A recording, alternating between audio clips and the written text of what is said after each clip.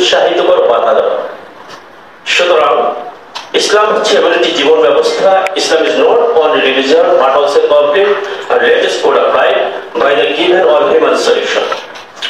মানবতার জন্য প্রয়োজন এমন কোন বিষয় নেই, বিশ্ব জগৎবাসীর জন্য প্রয়োজন এমন কোন বিষয় নেই যা ইসলাম তার জীবন ব্যবস্থায় পরিপূর্ণভাবে তিবিয়ানান লিকুল্লি শাই সুস্পষ্টভাবে বর্ণনা করেনি, এবং প্রতিটা বিষয়ে ইসলাম সুস্পষ্ট নির্দেশনা প্রদান করেছে।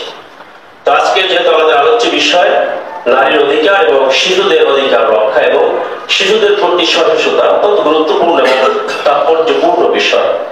তো আমরা কোরআন এবং সুন্নাহ যদি বিস্তারিত আলোচনায় যাই, আজকে যে সময় আমাদের আলোচনা সেটা যথেষ্ট হয়ে যাবে না। এই জন্য আমরা সংক্ষিপ্ত ভাবে বিশ্বনবী সাল্লাল্লাহু কায়নাত মুহাম্মদ আরবি সাল্লাল্লাহু আলাইহি ওয়াসাল্লামের জীবন আদর্শ থেকে একটি সংক্ষিপ্ত উদাহরণ পেশ করতে চাই। রাসূল আরবি সাল্লাল্লাহু আলাইহি ওয়াসাল্লাম যখন ঈদের ময়দানে গমন করতেছিলেন, একটা শিশুকে তিনি পেলেন যিনি কান্না করতেছিল। নাম ছিল জায়েদ। আল্লাহ হাবিব তাকে কোলে নিয়ে জিজ্ঞাসা করলেন, এই ছোট্ট সোনামণি, তুমি কেন কাঁদছো? তাকে খুব আদর করলেন, তাকে পরিচ্ছন্ন করলেন, তাকে কোলে জড়াই দিলেন। তারপরে বললেন যে আমার আজ কেউ নেই। তখন রাসূল আরবি সাল্লাল্লাহু আলাইহি ওয়াসাল্লাম তাকে বুকে জড়িয়ে নিয়ে বললেন যে রাহমাতুল লিল আলামিন যদি তোমার পিতা হয়ে যান এবং তার স্ত্রী আয়েশা রাদিয়াল্লাহু তাআলা আনহা যদি তোমার মা হয়ে যান, তোমার কোনো দুঃখ থাকে কিনা? সে বলল না। এটা হলো আমাদের নবী সাল্লাল্লাহু আলাইহি ওয়াসাল্লাম। রাসূল আরবি সাল্লাল্লাহু আলাইহি ওয়াসাল্লাম যখন মক্কা বিজয় করলেন, আপনারা জানেন যে রাসূল আরবি সাল্লাল্লাহু আলাইহি ওয়াসাল্লাম কত নির্যাতন, নিপীড়ন, নিজের এবং জীবন নাশের প্রাণের ভয়ে তিনি মক্কা থেকে মদিনায় হিজরত করেছিলেন। অথচ আল্লাহ রাব্বুল আলামিন সুযোগ তৈরি করে দিলেন, আল্লাহর নবী সাল্লাল্লাহু আলাইহি ওয়াসাল্লাম মুসলমানদেরকে নিয়ে আবার কি মক্কা বিজয় করলেন। অথচ ঘোষণা করলেন যে তোমাদের ব্যাপারে আজকে আমার কোনো অভিযোগ নাই, তোমাদের বিরুদ্ধে আজকে আমার কোনো প্রতিশোধ নিব না। এই মানবতার এই উত্তম আদর্শ আর কে দেখাতে পেরেছে? এত উত্তম কোয়ালিটি কার মধ্যে আছে? সে রাসূল আরবি সাল্লাল্লাহু আলাইহি ওয়াসাল্লাম যখন মক্কায় গমন করছিলেন, প্রতিমধ্যে একজন মহিলা, বৃদ্ধা মহিলা, তিনি যাচ্ছিলেন, মাথায় বিশাল একটি বোঝা, হাতে একটি বোঝা। রাসূল আরবি সাল্লাল্লাহু আলাইহি ওয়াসাল্লামের সামনে পড়ে গেল। রাসূল করিম সাল্লাল্লাহু আলাইহি ওয়াসাল্লাম জিজ্ঞেস করলেন, হে মহিলা, তুমি কোথায় যাচ্ছেন? হে বুড়িমা। রাসূল আরবি সাল্লাল্লাহু আলাইহি ওয়াসাল্লাম প্রত্যুত্তর বললেন, তুমি কি আজকে সৈকতে জন্মগ্রহণ করেছো? কিছুই জানো না? এই ভূখণ্ডে জানো না এমন একজন জালিম এসেছে যে আমাদেরকে পেলেই মেরে ফেলবে। রাসূল করিম সাল্লাল্লাহু আলাইহি ওয়াসাল্লাম কোনো কথা না বলে বললেন, কোথায় যাবেন আপনি? তাকে পাহাড়ের পাদদেশে তিনি এগিয়ে দিয়ে আসার সময় বললেন, হে, তুমি আমাকে এত সুন্দর আজকের পরিবেশে এগিয়ে দিয়ে গেলে তুমি কে? তখন রাসূল আরবি সাল্লাল্লাহু আলাইহি ওয়াসাল্লাম দুটি বর্ণনা। রাসূল আরবি সাল্লাল্লাহু আলাইহি ওয়াসাল্লাম নিজে বললেন যে আপনি যার ভয়ে আজকে পালন করেছিলেন আমি সেই মুহাম্মদ সাল্লাল্লাহু আলাইহি ওয়াসাল্লাম। অথবা ওই কাফেররা যারা পালন করেছিল তারা বললো যে তুমি কাকে নিয়ে এসেছো যার ভয়ে আমরা এখানে পালন করেছি? রাসূল আরবি সাল্লাল্লাহু আলাইহি ওয়াসাল্লামের এই উত্তম আদর্শ দেখে মহিলা বললো যে তোমরা যার ভয়ে পালন করার কথা বলেছো, আমাকে যে মেসেজ দিয়েছো সেটা রং ইনফরমেশন। এই ব্যক্তি যদি সে মুহাম্মদ হয়ে যায়, আমি তার হাতে আজকে বায়াত গ্রহণ করে কালেমা পড়ে নিলাম।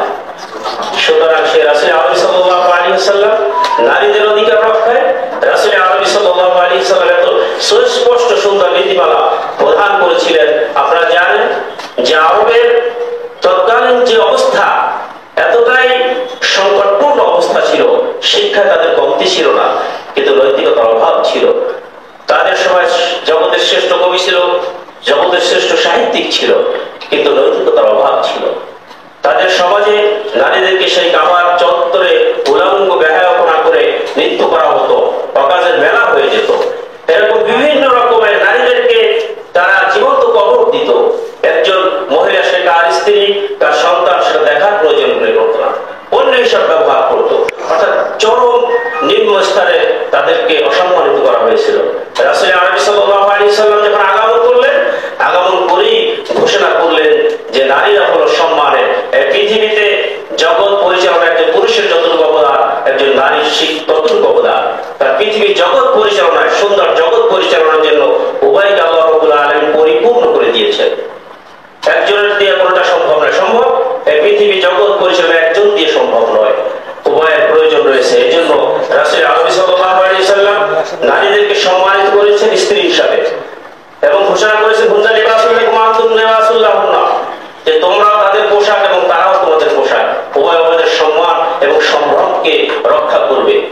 যে রাসূল আরবি সাল্লাল্লাহু আলাইহি ওয়াসাল্লাম বলেছেন তাদেরকে ফানকিহু লাকুম মিনান নিসা, তোমরা নারীদের থেকে সুন্দরতম অবস্থা গ্রহণ করে তাদেরকে বিবাহ করো।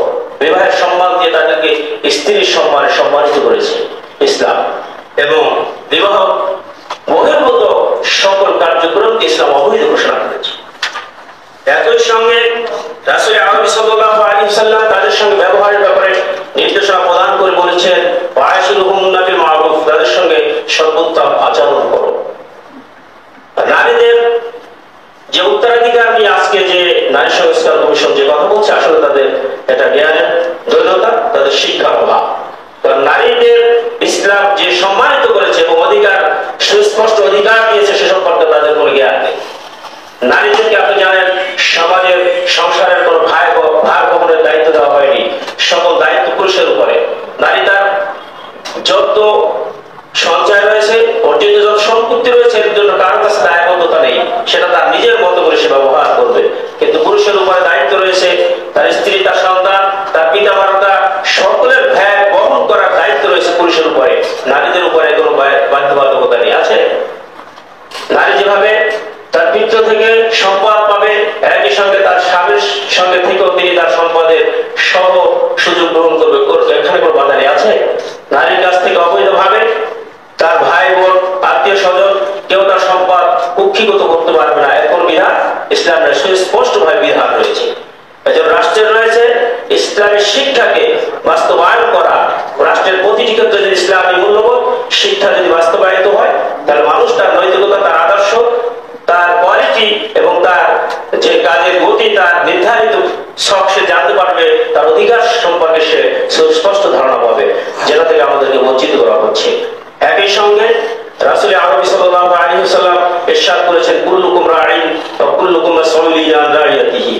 যেহেতু অনেক বিজ্ঞ আলোচক রয়েছেন, এত বিস্তারিত আলোচনা করা যাবে না, এজন্য আমি এখানে শেষ করছি যে প্রতিটা মানুষকে তার নির্ধারিত দায়িত্ব সম্পর্কে জিজ্ঞাসিত করা